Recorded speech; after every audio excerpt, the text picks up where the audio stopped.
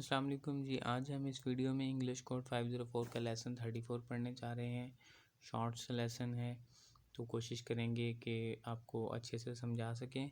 तो टाइटल है जनाब the role of first language and second language learning. हम यही पढ़ रहे हैं, पीछे भी हमने 2-3 चैप्टर्स में यही पढ़ा है कि इसका फैसिलिटेटिव रोल क्या होता है, कैसे होता है।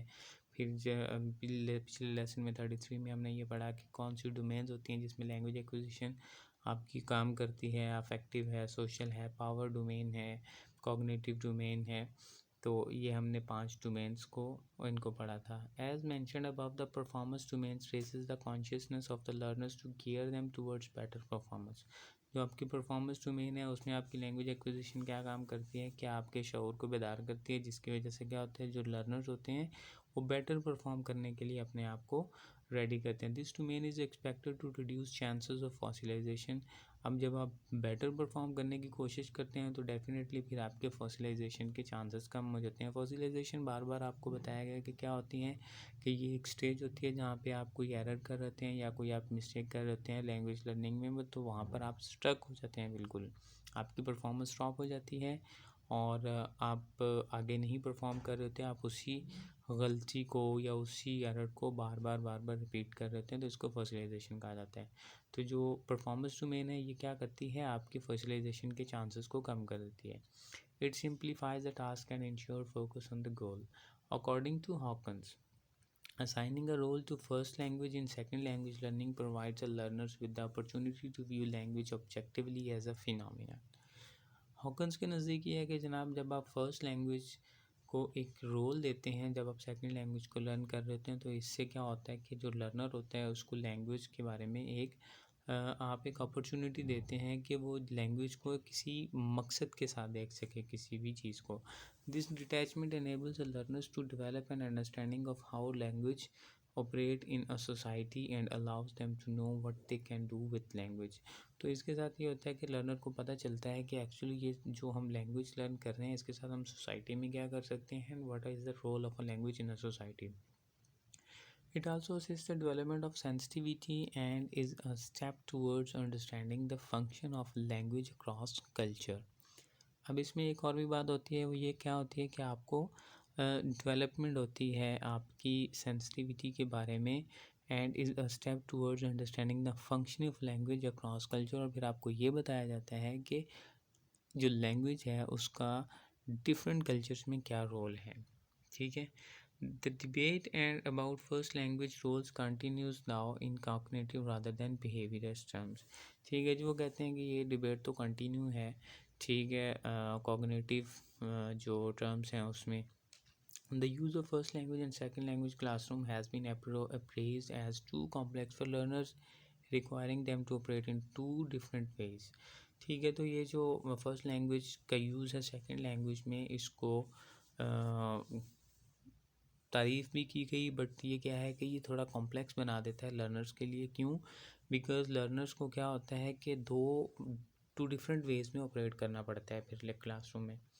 It has been argued that frequent resort to first language would lead to slower second language learning because of the habit of translation।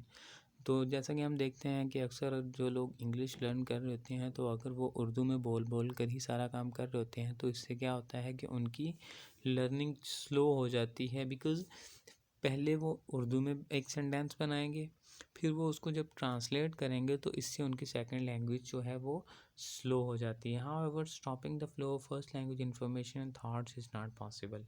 अब ये भी पॉसिबल नहीं है, आप फर्स्ट लैंग्वेज की इन्फॉर्मेशन को बिल्कुल स्टॉप नहीं कर सकते। Hence it is best to utilize it rather than ignore it.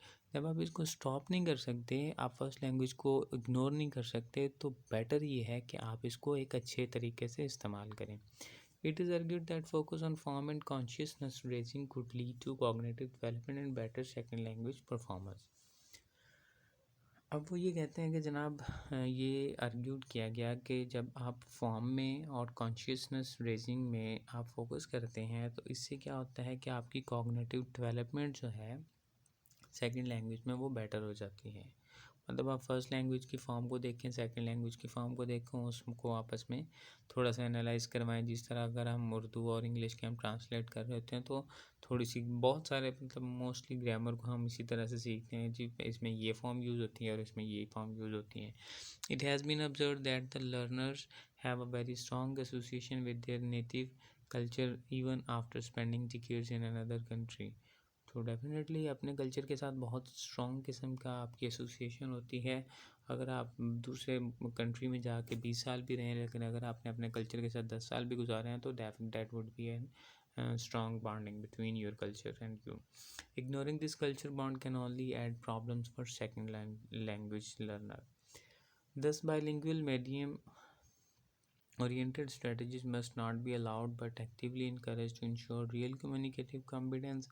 Interrelationship between first language and second language lies at a much deeper level than surface or even near surface categories. The role of first language as a prior knowledge is well founded in light of human information processing, perceptual mechanism, and memory. Learners must not be deprived of the opportunity to use their language. Instead, they should be encouraged to exploit the richness of bilingualism by developing connections, comparison, and contrast, informal functions of language, culture association, and cross-linguistic references for the knowledge building. वही कह रहे हैं जनाब कि जब आपको पता है कि आप फर्स्ट लैंग्वेज को रोक भी नहीं सकते, उसके थॉट आने ही आने हैं, कंटिन्यूस उसका फ्लो रहना ही रहना है, तो बजाय इसके कि हम इसको कम्प्लीटली स्टॉप कर दें, तो इसको हमें एक पॉजिटिव तरीके से यूज़ करना चाहिए। और ये जो फर्स्ट लैंग्वेज और सेकंड लैंग्वेज का रिलेशन है, ये इतना कोई कैजुअल या कोई नॉर्मल सा नहीं है जो हमें सामने नज़र आता है। It is a very deep relation between first language और सेकंड लैंग्वेज। ठीक है, फर्स्ट लैंग्वेज और सेकंड लैंग्वेज का, तो इसलिए जो फर्स्ट लैंग्वेज का रोल है उसको क्या करना चाहिए, वो ह्यूमन जो है वो इन्फॉर्मेशन को प्रोसेस करता है, उसको परसीव करता है और मेमोरी में स्टोर करने के लिए फ़र्स्ट लैंग्वेज को यूज़ करता है। तो इसलिए लर्नर्स को इस चीज़ से बिल्कुल भी हमें रोकना नहीं चाहिए, बल्कि इसको एक अपॉर्चुनिटी के तौर पे यूज़ करना चाहिए और इनकरेज करना चाहिए कि वो किस तरह से बाइलिंगुअलिज्म को डेवलप कर सकते हैं, मतलब दो लैंग्वेजेस को डेवलप कर सकते हैं। That was all about this lesson. I hope so कि आपको अच्छे से समझ आ गया होगा। अगर वीडियो अच्छी लगे तो प्लीज़ चैनल को सब्सक्राइब करें, वीडियो को लाइक करें, शेयर करें, कमेंट करें और दुआ में याद रखें। Thanks for watching.